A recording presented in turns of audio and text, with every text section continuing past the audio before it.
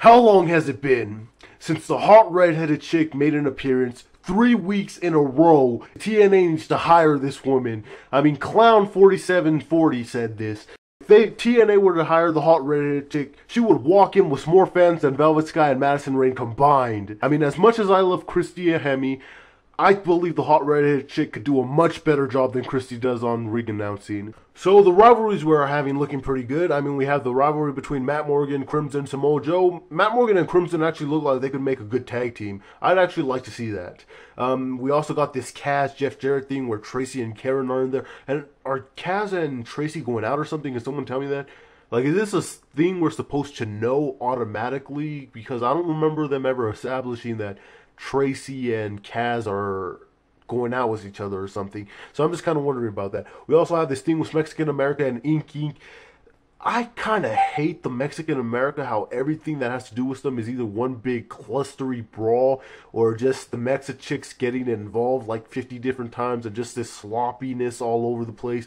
It's kind of hurts my head a lot. But anyway, it looks like it's an okay rivalry building up, and they did some NWO style stuff, which is pretty funny. I mean, I even like the thing that they did with Madison and Victoria, where they actually showed us the whole rivalry that they've been having.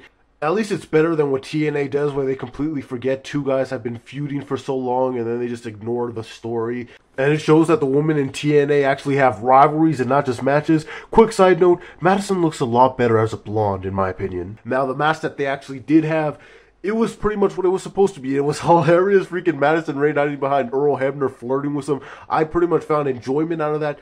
Except when she did it after every move. There was no need for her to do it. Like, literally every move after every move, she just go and just touch Earl Hebner. That wasn't needed after every move. It was already hilarious. The more she did it, the less funny it got. But it was still pretty freaking hilarious. Earl Hebner ended up turning his back, and yeah, it was hilarious. Pretty much what it was. Just a hilarious match. Yay, another random ladder match on Impact Wrestling, X Division ladder match. This was pretty much, this actually got a little bit of time, and spots weren't all that bad. The only problem was it kind of looked a little sloppy in between, but that's to be expected with matches with more than 4 people. Then there was this random match with two guys that have absolutely nothing to do with each other, Mr. Kennedy and Elijah Burke. First off, Mr. Kennedy is the luckiest man in the world because the hot redheaded chick touched him in the middle of this match. And secondly, you know TNA is famous for doing this stuff where they put guys that have absolutely nothing to do with each other in a match.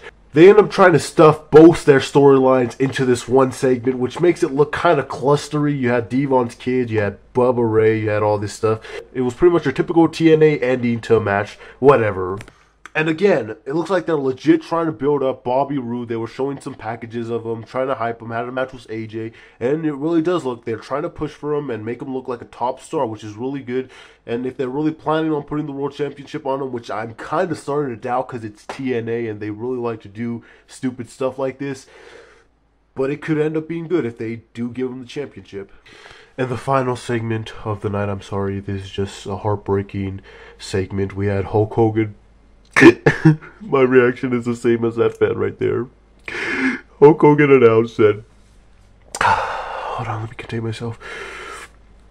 Hulk Hogan's gonna retire for the 50th time, and he's leaving TNA Impact Wrestling. Why?